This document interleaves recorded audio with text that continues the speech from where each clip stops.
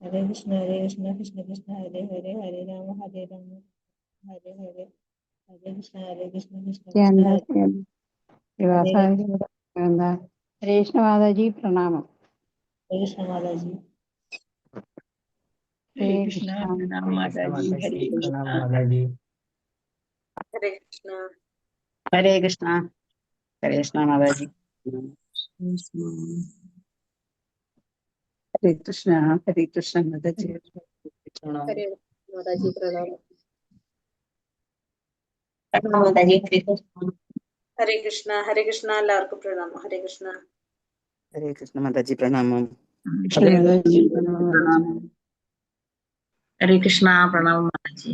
ഹരേ കൃഷ്ണ മാതാജി പ്രണാമം. പ്രണാമം മാതാജി. പ്രണാമം മാതാജി. ഹരേ കൃഷ്ണ. ഹരേ കൃഷ്ണ. എല്ലാവർക്കും പ്രണാമം. ഹരേ കൃഷ്ണ മാതാജി. സംശയം ചോദിക്കട്ടെ? എനിക്ക് ബുക്ക് കിട്ടി, ഭാഗവതം. അതിന്റെ പ്രഥമ സ്കന്ധം തുടങ്ങിയല്ലേ തുടങ്ങാ ബുക്ക്? മാതാജി. കേട്ടോ. ഹരേ കൃഷ്ണ. ഹരേ കൃഷ്ണ. ഓം നമോ ഭഗവതേ വാസുദേവായ. ഓം നമോ ഭഗവതേ വാസുദേവായ. ഓം നമോ ഭഗവതേ വാസുദേവായ. ഓം അജ്ഞാനതിമിരാന്ധസ്യ ജ്ഞാനാഞ്ജനാശലാകയ ചക്ഷുരുന്മീലിതം യേന തസ്മൈ ശ്രീ ഗുരവേ നമഃ. നമോ വിഷ്ണുപാദായ കൃഷ്ണപ്രേഷ്ഠായ ഭൂതലേ ശ്രീമതേ ഭക്തിവേദാന്ത സ്വാമിനിതി നാമിനെ. നമസ്തേ സാരസ്വതേ ദേവേ ഗൗരവാണി പ്രചാരിണേ നിർവിശേഷ ശൂന്യവാദി പാശ്ചാത്യ ദേശധാരിണേ. ജയ ശ്രീ കൃഷ്ണ ചൈതന്യ പ്രഭു നിത്യാനന്ദ ശ്രീ അദ്വൈത ഗദാധര ശ്രീവാസാദി ഗൗരഭക്തവൃന്ദ. ഹരേ കൃഷ്ണ കൃഷ്ണ കൃഷ്ണ ഹരേ ഹരേ. ഹരേ രാമ രാമ രാമ ഹരേ ഹരേ. ഹരേ കൃഷ്ണ. നിഗമകൽപ്പതരോർഗളിതം ഫലം ശുഖമുഖാമൃതദ്രവ സംയുതം പിബത ഭാഗവതം രസമാലയം മുഹുരഹോ രസികാ ഭുവി ഭാവുകാഃ. നാരായണം നമസ്കൃത്യം നരം ചൈവ നരോത്തമം ദേവീം സരസ്വതീം വ്യാസം തതോ ജയമുദിരയേത്. നഷ്ടപ്രായേഷു ഭദ്രേഷു നിത്യം ഭാഗവത സേവയാ ഭഗവതേ ഉത്തമ ശ്ലോകേ ഭക്തിർഭവതി നൈഷ്ടകീ. കൃഷ്ണായ വാസുദേവായ ദേവകീ നന്ദനായ ച നന്ദഗോപകുമാരായ ഗോവിന്ദായ നമോ നമഃ. ഹരേ കൃഷ്ണ കൃഷ്ണ കൃഷ്ണ ഹരേ ഹരേ. ഹരേ രാമ രാമ രാമ ഹരേ ഹരേ. ഹരേ കൃഷ്ണ. ശ്രീ ശ്രീ രാധാ ഗോവിന്ദ് ടെമ്പിൾ ഇസ്കോൺ മാംഗ്ലൂരിന്റെ ഭാഗവതം ക്ലാസ്സിലേക്ക് എല്ലാവർക്കും സ്വാഗതം. ഹരേ കൃഷ്ണ.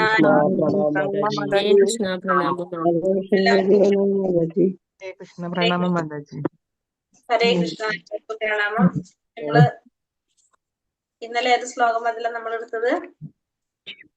37 വരെ മാതാജി. 37 വരെ എടുത്തു. 38 എടുക്കണം അല്ലേ? മാതാജി. തുടങ്ങി മാതാജി. ഇന്നലെ നമ്മൾ ഏതെടുത്തത്? 37, 35, 36 അല്ലെ?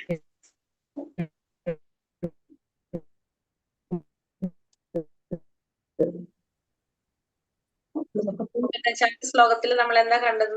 ഹരേ കൃഷ്ണ. 35, 36 ശ്ലോകത്തിൽ നമ്മൾ എന്താ പറഞ്ഞത്? അനന്തനായിട്ടുള്ള ബലരാമനോടൊപ്പം സമ്പൂർണ്ണ പ്രപഞ്ചത്തിന്റെ ക്ഷേമത്തിന്റെ സാർവത്രിക പുരോഗതിക്കായിട്ട് യദുവംശ സാഗരത്തിൽ വസിക്കുന്ന, അത് യദുവംശത്തില് വസിക്കുന്ന ഭഗവാനെ കുറിച്ച് പറയാണ് 35, 36 ശ്ലോകത്തില്. എന്ന് പറഞ്ഞാൽ ലോകക്ഷേമത്തിനായിട്ട് യദുകുലമാകുന്ന സാഗരത്തില് ബലരാമനോടൊപ്പം വസിക്കുകയാണ് ആര്? ഭഗവാൻ. ആ ഭഗവാൻ സർവ്വമംഗളങ്ങൾ നൽകുന്നതാണ്. ക്ഷീരോദക സായി വിഷ്ണുവായിട്ട് പ്രപഞ്ചത്തെ പരിപാലിക്കുന്നത് പോലെ ദ്വാരകയിൽ വസിക്കാണ്. എന്താണ് ചെയ്യുന്നത്? അവിടെ എല്ലാവർക്കും എല്ലാ വിധത്തിലുള്ള സംതൃപ്തിയും ആര് നൽകാണ്? അവിടെ ഭഗവാൻ നൽകാണ്. വൈകുണ്ഠവാസികളെ ഇവിടെ എന്താ പറയുന്നത്? മഹാപൗരുഷികർ എന്നാണ് പറയുന്നത്. കാരണം നേരിട്ട് ഭഗവാന്റെ സേവനത്തിൽ ഏർപ്പെടുന്നവരാണ് ആര്? മഹാപൗരുഷികൾ. വൈകുണ്ഠവാസികളെന്ന് 36, 35, 36 ശ്ലോകത്തില് പറയാണ്. അപ്പോ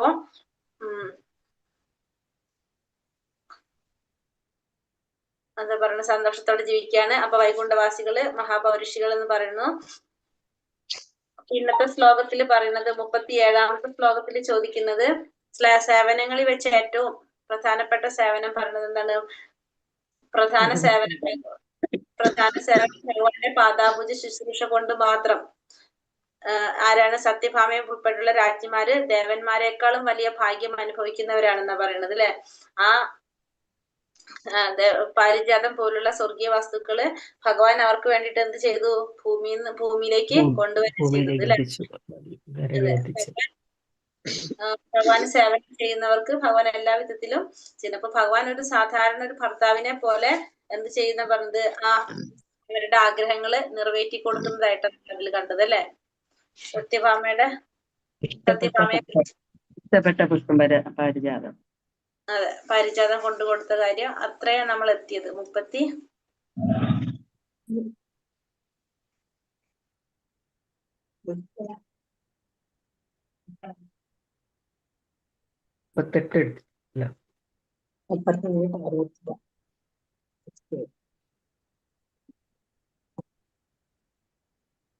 കഴിഞ്ഞു. 38 ശ്ലോകം വായിച്ചിട്ടുള്ളൂ പറഞ്ഞിട്ടില്ല. മുഴുവൻ വായിച്ചിട്ടില്ല. വിവർത്തനം വായിച്ചു. മാതാജി ശ്ലോകം ചൊല്ലിയായിരുന്നു. വിവർത്തന ഭാവാർത്ഥം ഉണ്ട് മാതാജി. പറഞ്ഞിട്ടില്ല. അതിൽ പറഞ്ഞിട്ടുണ്ടല്ലോ, ശ്രീകൃഷ്ണ ഭഗവാൻ ഭൂലോകത്തിൽ വസിക്കുന്നിടത്തോളം കാലം നിത്യയവനയുക്തിയായിരിക്കാനുള്ള ആശീർവാദം നൽകി സത്യഭാമയെ അനുഗ്രഹിച്ചതെല്ലാം ഇന്നലെ പറഞ്ഞിട്ടുണ്ട്. മാത്രമേ വായിച്ചിട്ടുള്ളൂ. ഹരേ കൃഷ്ണ. അപ്പൊ നമ്മള് 1-ാമത്തെ സ്കന്ധം 14-ാമത്തെ അധ്യായം ശ്രീകൃഷ്ണ ഭഗവാന്റെ തിരോധാനം എന്ന അധ്യായത്തില് ഇന്ന് നമ്മള് 38-ാമത്തെ ശ്ലോകമാണ് നമ്മൾ എടുക്കുന്നത്. ഹരേ കൃഷ്ണ. ഓം നമോ ഭഗവതേ വാസുദേവായ. അഭ്യുദയാനുജീവിനോ യഥു പ്രവീരാഹ്യ കുതോ ഭയാമുഹു അതിക്രമന്ത്യ കൃപിരാഹൃതാം ബലാത് സഭാം സുധർമാം സുരസത്തമോചിതാം യദ്ബാഹുദണ്ഡാഭ്യുദായാനുജീവിനോ യതു പ്രവീരാഹ്യ കുതോ ഭയാമുഹു അതിക്രമന്ത്യം കൃപിരാഹൃതാം ബലാത് സഭാം സുധർമാം സുരസത്തമോചിതാം. ചൊല്ലിക്കോളൂ.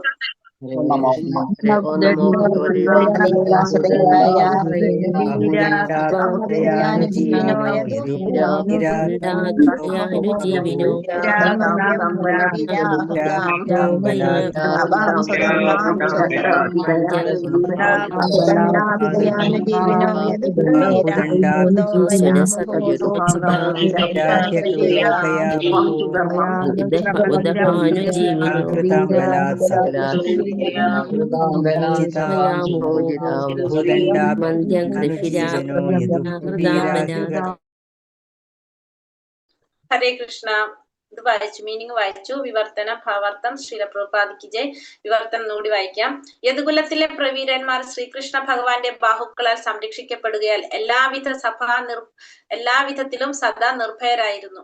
ആകയാൽ ശ്രേഷ്ഠരായ ദേവന്മാർ അർഹിക്കുന്നതും അവരിൽ നിന്ന് ബലമായി പിടിച്ചെടുത്തതുമായ സുധർമ്മ സഭയെ അവരുടെ പാദങ്ങൾ ചവിട്ടി മരിക്കുന്നു. അപ്പൊ യദുകുലത്തിലുള്ള യദുലവാസികൾ എല്ലാവരും ഭഗവാന്റെ നേരിട്ടുള്ള സംരക്ഷണത്തിലായതുകൊണ്ട് തന്നെ അവരെങ്ങനെയാണ്? സദാ നിർഭയരാണ്. അത് മാത്രല്ല, ശ്രേഷ്ഠരായ ദേവന്മാർ അർഹിക്കുന്നതും അവരിൽ നിന്ന് ബലമായിട്ട് പിടിച്ചെടുത്തതുമാണ് എന്ത്? സുധർമ്മ സഭ. അവരുടെ പാദങ്ങളെ ചവിട്ടി മരിക്കുന്നു എന്നാണ് പറയുന്നത്. അപ്പൊ സുധർമ്മ സഭ എന്ന് വെച്ചാല് ഇന്ദ്രന്റെ സിംഹാസനം. ഭാവാർത്ഥം ശ്രീല പ്രഭുപാദിക്ക് ജയ്. ഭഗവാന്റെ നേരിട്ടുള്ള സേവനത്തിൽ ഏർപ്പെട്ടിരിക്കുന്ന സേവകരെ ഭഗവാൻ എല്ലാവിധത്തിലും ഭയത്തിൽ നിന്ന് സംരക്ഷിക്കുന്നു. ബലാത്കാരമായി സ്വായത്തമാക്കിയവയായാൽ പോലും അവർ ഉത്തമമായ വസ്തുക്കളെ ആസ്വദിക്കുകയും ചെയ്യുന്നു. എല്ലാ ജീവാത്മാക്കളോടും ഭഗവാൻ സമമായി പെരുമാറുന്നു. എന്നാൽ അദ്ദേഹം തന്റെ പരിശുദ്ധ ഭക്തന്മാരുടെ പക്ഷാപാതമുള്ളവനാകുന്നു. കാരണം അദ്ദേഹത്തിന് അവരോട് അതീതമായ സ്നേഹമുണ്ട്. ഉടനെ പറഞ്ഞ ഭഗവാന്റെ നേരിട്ടുള്ള സേവനത്തിൽ ഏർപ്പെട്ടിരിക്കുന്ന സേവകര് ഭഗവാൻ എന്ത് ചെയ്യും? എല്ലാവിധത്തിലുള്ള ഭയങ്ങളിൽ നിന്നും അവരെ സംരക്ഷിക്കും. ഇപ്പൊ ബലാത്കാരമായിട്ട് സ്വായത്തമാക്കിയതായാൽ പോലും അവർ ഉത്തമമായ വസ്തുക്കളെ അവർ ആസ്വദിക്കുകയും ചെയ്യും. കാരണം അവർക്കൊരു ഭയവും ഇല്ല. കാരണം അവരെ ആര് സംരക്ഷിച്ചുകൊണ്ടിരിക്കുകയാണ്? ഭഗവാൻ സംരക്ഷിച്ചുകൊണ്ടിരിക്കുകയാണ്. എല്ലാ ജീവാത്മാക്കളോടും ഭഗവാൻ സമനായിട്ടാണ് പെരുമാറുന്നത്. പക്ഷെ എന്നാലും ഭഗവാൻ ഭഗവത്ഗീതയിൽ പറയുന്നുണ്ട്, തന്റെ പരിശുദ്ധ ഭക്തന്മാരോട് ഭഗവാൻ എന്തുണ്ട്? പക്ഷാപാതമുണ്ടെന്ന്. കാരണം അദ്ദേഹത്തിന് അവരോട് അതീതമായ സ്നേഹം ആരോടുണ്ട്? ഭക്തന്മാരോട് ഭഗവാനുണ്ട്. ഭൗതിക ലോകത്തിലെ എല്ലാ ശ്രേഷ്ഠ വസ്തുക്കളാലും സമ്പുഷ്ടമാകിയാൽ ദ്വാരകാപുരി ആഡംബര സമൃദ്ധമായിരുന്നു. അപ്പൊ ഭൗതിക ലോകത്തില് എല്ലാ വിധത്തിലുള്ള ശ്രേഷ്ഠ വസ്തുക്കളാലും സമ്പുഷ്ടമാണ് എന്ത്? ദ്വാരകാപുരി. കാരണം ഭഗവാൻ അവിടെ ഉണ്ട്. ഭഗവാൻ ഉണ്ടെങ്കിൽ അവിടെ ആര് കൂടി ഉണ്ടാവും? ലക്ഷ്മി ദേവി ഉണ്ടാവും അല്ലെ? അപ്പൊ എല്ലാ വിധത്തിലുള്ള ഐശ്വര്യങ്ങളാലും നിറഞ്ഞതാണ് എന്ത്? ദ്വാരകാപുരി. ആഡംബര സമൃദ്ധമായിരുന്നു ദ്വാരകാപുരി. ഒരു രാജ്യത്തിന്റെ പ്രതാപത്തിന് അനുയോജ്യമായ വിധത്തിലാണ് രാജ്യസഭാ മന്ദിരം നിർമ്മിക്കുന്നത്. സ്വർഗലോകങ്ങളിലെ സുധർമ്മ എന്ന രാജ്യസഭാ മന്ദിരം ശ്രേഷ്ഠരായ ദേവന്മാരുടെ പ്രതാപത്തിന് അനുയോജ്യമായതായിരുന്നു.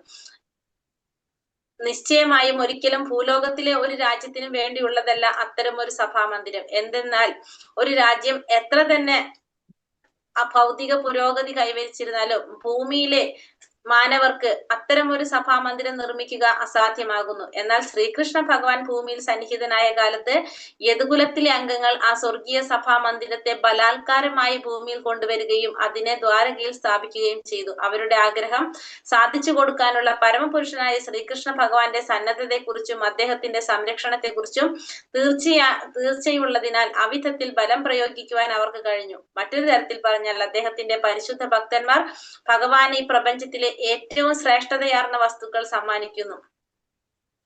യദുവംശജർ പ്രപഞ്ചത്തിൽ ലഭ്യമാക്കുന്ന സർവ്വവിധ സുഖ സൗകര്യങ്ങളും ശ്രീകൃഷ്ണ ഭഗവാന് സമ്മാനിച്ചിരുന്നു. അതിന് പകരമായി അത്തരം ഭഗവത് സേവകർ സംരക്ഷിതരായും നിർഭയരായും കഴിയുന്നു. ഇവിടെ എന്താ പറയുന്നത്? ദ്വാരകാപുരി ആഡംബ സമൃദ്ധമായിരുന്നു എന്ന് പറഞ്ഞു. ഒരു രാജ്യത്തിന്റെ പ്രതാപത്തിന് അനുയോജ്യമായ വിധത്തിലാണ് എന്ത്? ആ രാജ്യത്തിന്റെ സഭാമന്ദിരം നിർമ്മിക്കുന്നത്. സ്വർഗലോകങ്ങളിലെ സുധർമ്മ സഭ എന്ന് പറയുന്നത് ആ രാജ്യസഭാ മന്ദിരം ശ്രേഷ്ഠരായ ദേവന്മാരുടെ പ്രതാപത്തിന് അനുയോജ്യമായിട്ടുള്ളതായിരുന്നു. ആ സുധർമ്മ സഭ ദേവന്മാരുടെ പ്രതാപത്തിന് അനുയോജ്യമായിരുന്നു. നിശ്ചയമായിട്ടും ഒരിക്കലും ഭൂലോകത്തിലെ ഒരു രാജ്യത്തിന് വേണ്ടിയിട്ടല്ല അത്തരത്തിലുള്ള ഒരു സഭാമന്ദിരം ഉണ്ടായിരുന്നത്.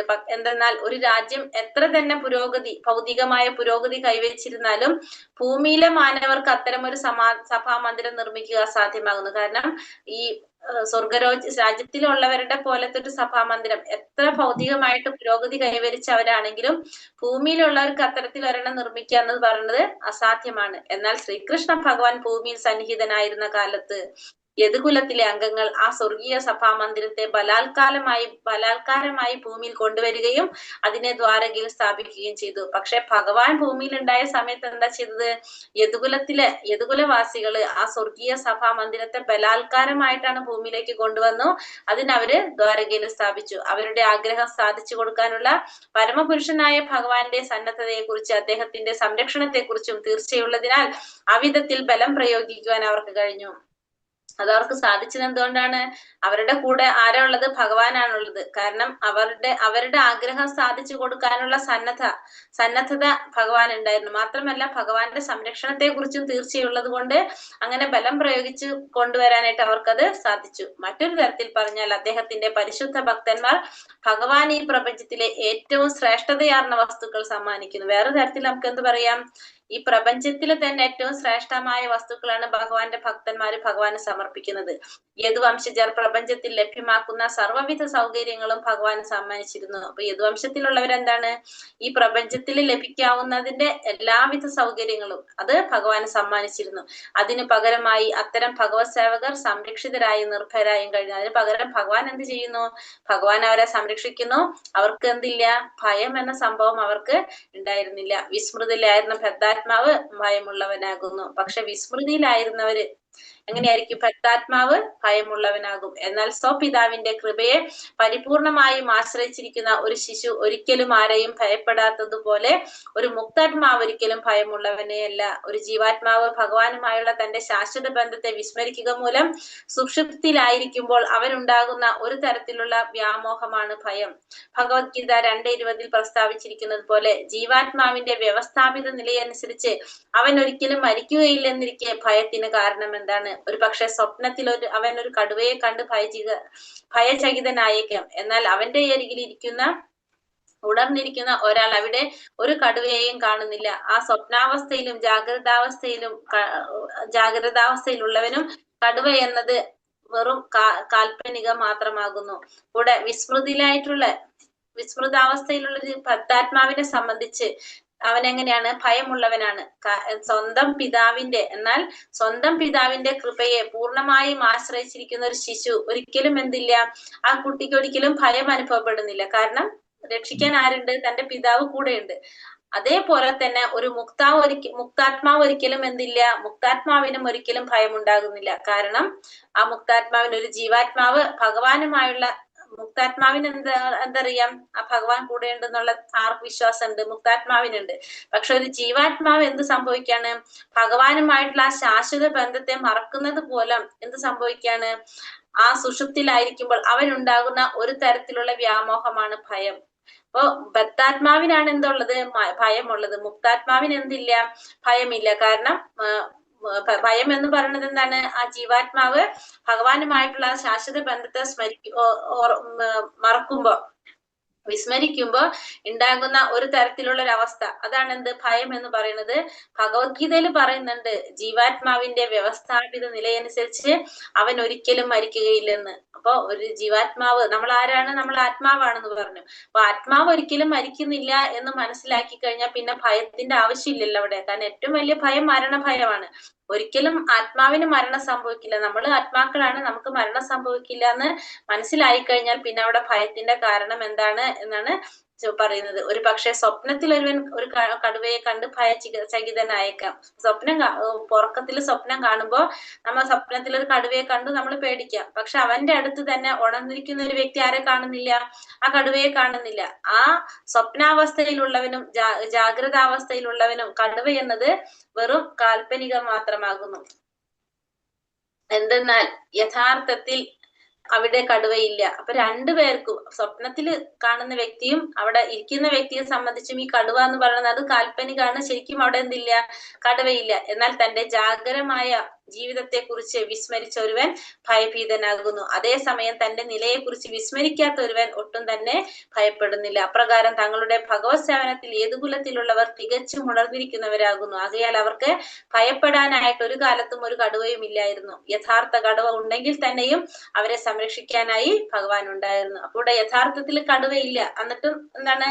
ആ സ്വപ്നത്തിൽ ഇരിക്കുന്ന വ്യക്തി കടുവയുണ്ടെന്ന് വിചാരിച്ച് പേടിക്കുകയാണ് ചെയ്യുന്നത്. അപ്പോ തന്റെ ജാഗരമായിട്ടുള്ള ആ ജീവിതത്തെ കുറിച്ച് വിസ്മരിച്ച ഒരുവന് ഭയഭീതനാകും. നമ്മുടെ ഈ ജീവിതത്തെ കുറിച്ച് നമ്മൾ എന്താണ്? നമ്മുടെ മൂലസ്വരൂപം ഭഗവാനെ മറക്കുമ്പോഴാണ് നമുക്ക് എന്ത് വരുന്നത്? ഭയം വരുന്നത്. അതേ സ്ഥാനത്ത് ഒരു മുക്താത്മാവിന് എന്ത് വരുന്നില്ല? മുക്താത്മാവിനൊട്ടും ഭയം ഉണ്ടാകുന്നില്ല. അപ്രകാരം ഭഗവത് സേവനത്തിൽ ഉള്ളവരാണ് ആര്? യദുകുലത്തിലുള്ളവർ. അപ്പൊ അവര് തികച്ചും എങ്ങനെയാണ്? ഉണർന്നിരിക്കുന്നവരാണ്, മുക്താത്മാക്കളാണ്. അതുകൊണ്ട് അവർക്ക് എന്തുണ്ടാവുന്നില്ല? അവർക്ക് ഭയം ഉണ്ടാകുന്നില്ല.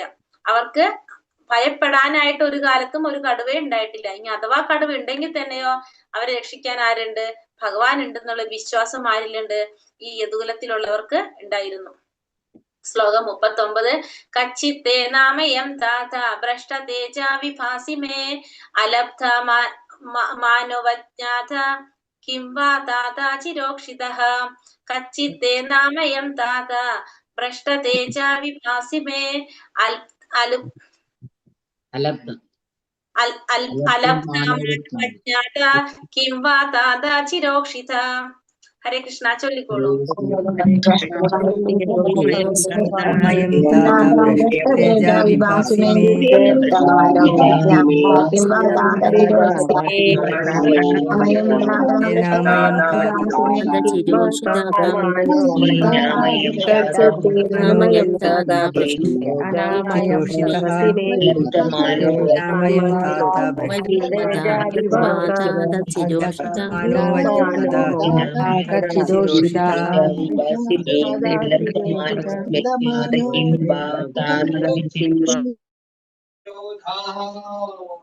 ഹരേ കൃഷ്ണ.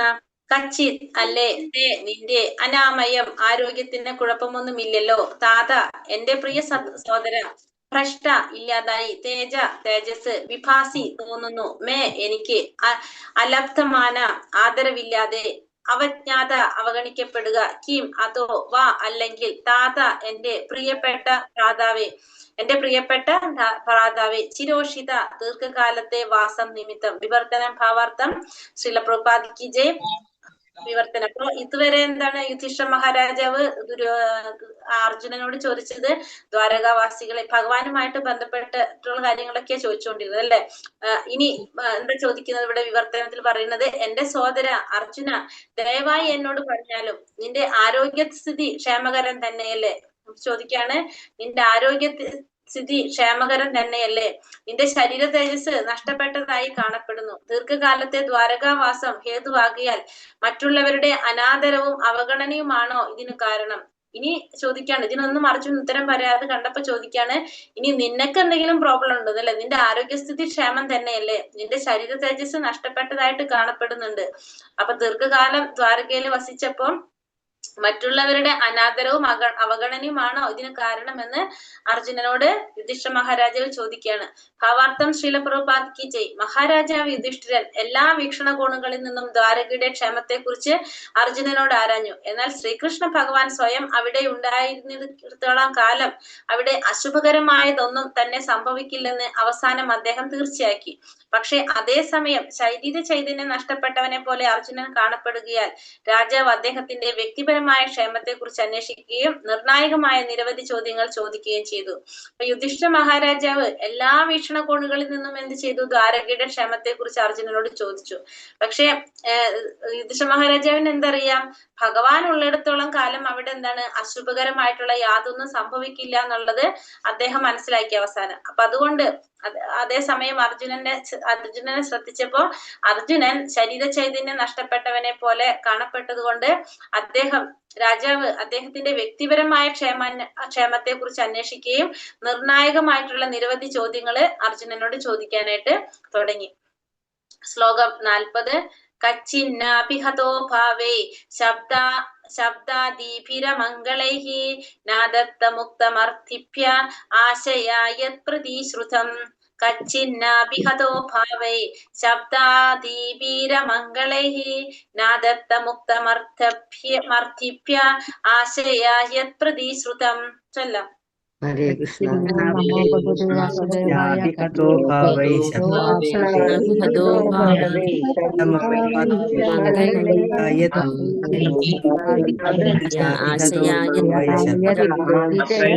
ജ്ഞാതികതോ ഭാവൈ വിഹതോ ഭാവൈ ശബ്ദാദിഭിരമംഗളൈഃ ശ്രുതം. ശ്രുതം. ഹരേ കൃഷ്ണ.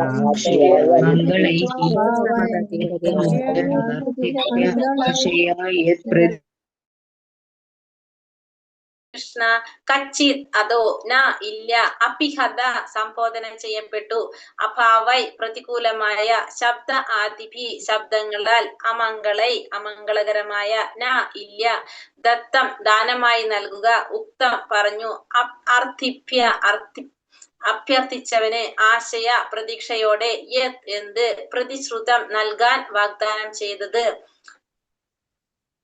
വിവർത്തനം. ഭാവാർത്ഥം ശ്രീല പ്രഭുപാദ് കി ജയ്. വിവർത്തനം. പ്രതികൂലമായ അമംഗളകരമായ വാക്കുകളാൽ ആരെങ്കിലും നിന്നെ അഭിസംബോധന ചെയ്തുവോ? അഭ്യർത്ഥിച്ചവന് ദാനം നൽകാനോ അല്ലെങ്കിൽ ആർക്കെങ്കിലും നൽകിയ വാഗ്ദാനം നിറവേറ്റാനോ നിനക്ക് കഴിയാതെ വന്നോ? അപ്പോൾ അർജുനനോട് ചോദിക്കുന്നത്, കാരണം ഒരു ക്ഷത്രിയന്റെ ഒരു മാനസികാവസ്ഥ ഇത്തരത്തിലൊക്കെ വരണമെങ്കിൽ അതിനെന്തെങ്കിലും ഒരു കാരണം വേണല്ലോ. അപ്പൊ എന്തൊക്കെ പറഞ്ഞത്?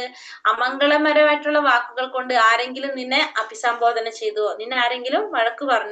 അതല്ലെങ്കിൽ എന്താണ്, ആരെങ്കിലും ദാനം നൽകാനായിട്ട് ദാനം അഭ്യർത്ഥിച്ച ആർക്കെങ്കിലും ദാനം നൽകാതെ, അതല്ലെങ്കിൽ ആർക്കെങ്കിലും വാഗ്ദാനം നൽകിയിട്ട് അത് നിറവേറ്റാതെ നിനക്ക് കഴിയാതെ വന്നോ? ഇതൊക്കെയാണ് എന്തുണ്ടാവുക, സാധാരണ അവർക്ക് പ്രയാസങ്ങൾ ഉണ്ടാണ്. അപ്പൊ ചോദിക്കാണ്, നിനക്ക് ആർക്കെങ്കിലും ദാനം കൊടുക്കാന്ന് വിചാരിച്ചിട്ട് നിനക്കത് സാധിക്കാതെ വന്നോ? അതല്ലെങ്കിൽ ആർക്കെങ്കിലും കൊടുത്ത വാഗ്ദാനം നിനക്ക് നിറവേറ്റാൻ കഴിയാതെ വന്നോ? അതൊക്കെയാണോ നിന്റെ പ്രയാസത്തിന് കാരണമെന്ന് അർജുനനോട് യുധിഷ്ഠിര മഹാരാജാവ് ചോദിക്കുകയാണ്. ഭാവാർത്ഥം ശ്രീല പ്രഭുപാദ് കി ജയ്. പണം ആവശ്യമുള്ളവർ ചിലപ്പോഴൊക്കെ ക്ഷത്രിയരെയോ സമ്പന്നരെയോ സന്ദർശിക്കാറുണ്ട്. ദാനം ആവശ്യപ്പെടുന്ന വ്യക്തിയെയും സ്ഥലകാലങ്ങളെ പരിഗണിച്ച് ദാനം നൽകേണ്ടത് ധനം കൈവശം വെച്ചിരിക്കുന്നവരുടെ കർത്തവ്യമാകുന്നു. ഒരു ക്ഷത്രിയൻ അല്ലെങ്കിൽ സമ്പന്നൻ ഈ ധാർമ്മിക ബാധ്യതയ്ക്ക് അനുസരിച്ച് പ്രവർത്തിക്കാത്ത പക്ഷം ഈ പിഴവിനെ അയാൾ നിശ്ചയമായും പാശ്ചാത്താപിക്കേണ്ടതാകുന്നു. അതുപോലെ ദാനം നൽകാമെന്ന വാഗ്ദാനം നിറവേറ്റുന്നതിലും ഒരുവൻ പരാജയപ്പെടരുത്. ഈ പിഴവുകളൊക്കെ ചിലപ്പോൾ വിഷാദത്തിന് കാരണങ്ങളായി തീരുന്നു. അപ്രകാരം പരാജയപ്പെടുത്തുന്ന പക്ഷം ആ വ്യക്തി വിമർശനത്തിനു പാത്രമായി തീരുന്നു. അതും അർജുനന്റെ വിഷമാവസ്ഥയ്ക്ക് കാരണമാകാം. അപ്പൊ അർജുനന്റെ വിഷമാവസ്ഥയ്ക്ക് കാരണങ്ങൾ ചിന്തിക്കുകയാണ്. ഇവിടെ എന്തൊക്കെ പറഞ്ഞത്? പണം ആവശ്യമുള്ളവർ ചിലപ്പോഴൊക്കെ ക്ഷത്രിയന്മാരെയോ അല്ലെങ്കിൽ സമ്പന്നന്മാരെ സന്ദർശിക്കും. അപ്പൊ ദാനം ആവശ്യപ്പെടുന്ന വ്യക്തിയെയും സ്ഥലങ്ങളെയും പരിഗണിച്ചാണ് എന്ത് നൽകേണ്ടത്? ദാനം നൽകേണ്ടത്. അത് ദാനം കൈവശം വെച്ചിരിക്കുന്ന ഒരു വ്യക്തിയുടെ കർത്തവ്യമാണത്. ഒരു ക്ഷത്രിയൻ അല്ലെങ്കിൽ സമ്പന്നൻ ഈ ധാർമ്മിക ബാധ്യതയ്ക്കനുസരിച്ച് പ്രവർത്തിക്കാത്ത പക്ഷം ഈ പിഴവിന് അയാൾ നിശ്ചയമായും പാശ്ചാത്തപിക്കേണ്ടതാകുന്നു. ഇവിടെ കയ്യില് ധനം വെച്ചിട്ട് ഒരു ക്ഷത്രിയനായാലും ഒരു സമ്പന്നനായാലും ധാർമ്മികമായ ബാധ്യതയ്ക്കനുസരിച്ച്, കാരണം അത് എന്തിനു വേണ്ടി വരുന്നത്? ദാനം ചോദിച്ചു വരുന്നവർക്ക് അത് നൽകാത്ത പക്ഷം അത് എങ്ങനെയാണെന്ന് പറയുന്നുണ്ട്. ആവശ്യപ്പെടുന്ന വ്യക്തിയെയും സ്ഥലകാലങ്ങളെയും പരിഗണിച്ചാണ് അത് നൽകേണ്ടത്. ആ പരിഗണിച്ചത് നൽകാത്ത പക്ഷം പിഴവിന് അയാൾ നിശ്ചയമായും പാശ്ചാത്തപിക്കേണ്ടതായിട്ട് വരും. അതുപോലെ ദാനം നൽകാമെന്ന വാഗ്ദാനം നിറവേറ്റുന്നതിലും ഒരുവൻ പരാജയപ്പെടരുത്. അപ്പൊ ദാനം നൽകാമെന്ന് ഒരാൾ വാഗ്ദാനം ചെയ്തിട്ടുണ്ടെങ്കിൽ അത് നമ്മൾ പരാജയപ്പെടാൻ പാടില്ല, നമ്മൾ അതും ചെയ്യേണ്ടതാണ്. ഈ പിഴവുകളൊക്കെ ചിലപ്പോൾ വിഷാദത്തിന് കാരണങ്ങളായി തീരും. അപ്പൊ ഇതൊക്കെ എന്താണ്? വിഷാദത്തിന് കാരണമാകുന്ന കാര്യങ്ങളാണ് ഇതൊക്കെ, വിഷാദത്തിന് കാരണങ്ങളാകുന്നതാണ് ഇതൊക്കെ. അപ്രകാരം പരാജയപ്പെടുന്ന പക്ഷം ആ വ്യക്തി വിമർശനത്തിനും പാത്രമായി തീരും. അങ്ങനെ അതിൽ പരാജയപ്പെട്ട മറ്റുള്ളവർ എന്ത് ചെയ്യും? വിമർശിക്കുകയും ചെയ്യും. അതും അർജുനന്റെ വിഷമാവസ്ഥയ്ക്ക് കാരണമാകാം. അപ്പൊ അർജുനന്റെ വിഷമാവസ്ഥയ്ക്ക് അതും ഒരു കാരണമാണോ എന്നാണ് ഇവിടെ ആര് ചോദിക്കുന്നത്? യുധിഷ്ഠിര മഹാരാജാവ് ചോദിക്കുന്നത്. അടുത്ത് തുടങ്ങി വയ്ക്കാം. നമുക്ക് നാളേക്കറിയ 4 ശ്ലോകം ഉണ്ടാവും, തീരില്ല. ശ്ലോകം 41. കച്ചിത്തം ബ്രാഹ്മണം ബാലം ഗാമൃദ്ധം രോഗിണം ശ്രിയം ശരണോപസൃതം സത്വം നാത്യാക്ഷി ശരണപ്രദഃ. കച്ചിത്വം ബ്രാഹ്മണം ബാലം ഗാവൃദ്ധം രോഗിണം ശ്രിയം ശരണോപസൃതം സത്വം നാത്യാക്ഷി ശരണപ്രദഃ. ചൊല്ലാം.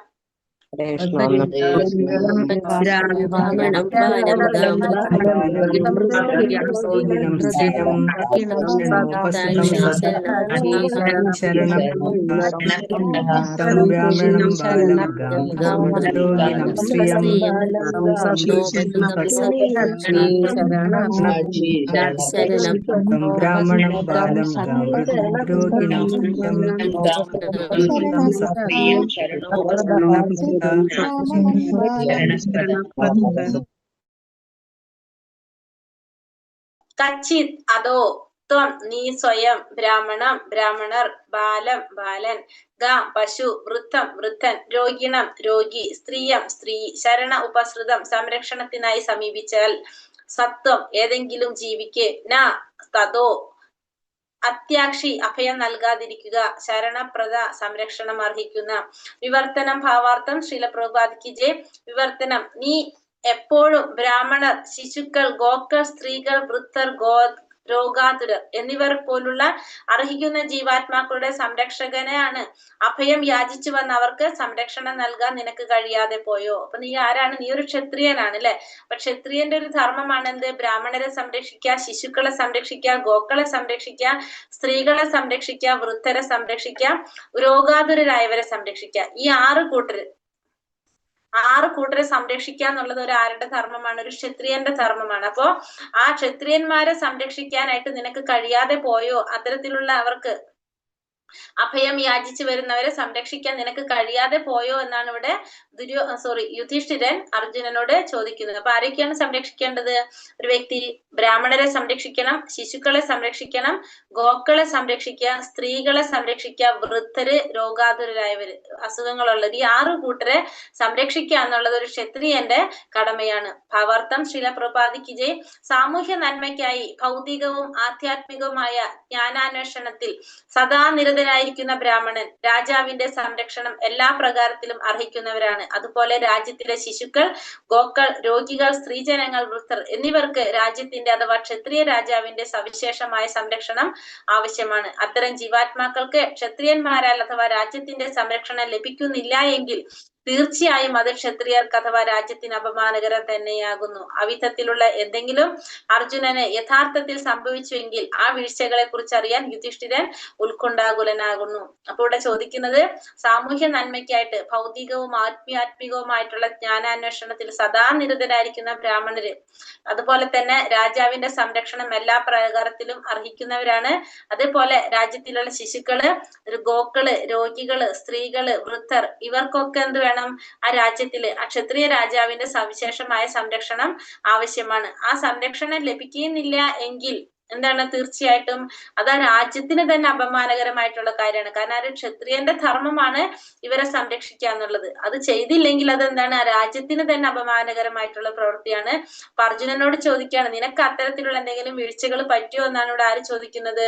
യുധിഷ്ഠിര മഹാരാജാവ് അർജുനനോട് ചോദിക്കുന്നത്. ഹരേ കൃഷ്ണ കൃഷ്ണ കൃഷ്ണ ഹരേ ഹരേ, ഹരേ രാമ രാമ രാമ ഹരേ ഹരേ, വഞ്ചാകൽപത രൂപേശ്ച കൃപാ സിന്ധോഭ്യവച പതിതാനാം പാവനേഭ്യോ വൈഷ്ണവേഭ്യോ നമോ നമ. അനന്തകോടി വൈഷ്ണവൃന്ദിക്ക് ജയ്, ശ്രീല പ്രഭുപാദിക്ക് ജയ്, ഗുരുദേവ് കി ജയ്, നിത്തായ് ഗൗര പ്രമാനന്ദേ. ഹരി ഹരി ബോൾ. ഹരേ കൃഷ്ണ. എല്ലാവർക്കും നന്ദി. ഹരേ കൃഷ്ണ. പ്രണാമം മാതാജി. പ്രണാമം മാതാജി. മാതാജി ഹരേ കൃഷ്ണ. പ്രണാമം മാതാജി. ഹരേ കൃഷ്ണ. പ്രണാമം ഹരേ കൃഷ്ണ. പ്രണാമം മാതാജി. മാതാജി. ഹരേ കൃഷ്ണ. പ്രണാമം പ്രണാമം. പ്രണാമം മാതാജി. ഹരേ കൃഷ്ണ.